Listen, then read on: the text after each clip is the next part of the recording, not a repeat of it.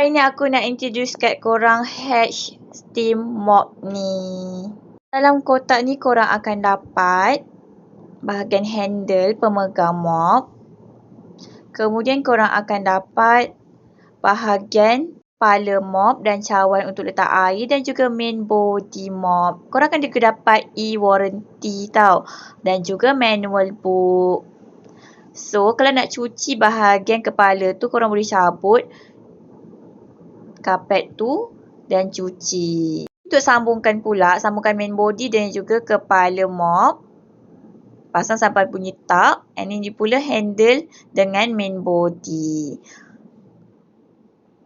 So make sure dua-dua dah lock lah. Bahagian bawah dan juga atas. Ni button untuk onkan steam mop. Mop ni boleh laras tau. Glider ni pasang bila nak mop atas kapet. Pula untuk masukkan air untuk steam mop kita guna air lah. So tuang air dalam tu dan tutup semula. Kita start mengemop, on button akan keluar warna merah macam tu lampu dan bila kita gerakkan akan keluar warna biru macam tu. Boleh start lah mop. Okay, so nanti akan keluar asap-asap steam tu. So, kotoran-kotoran pun mudahlah terkeluar. Korang guna air biasa tau. Jangan letak pewangi ke ataupun benda-benda lain.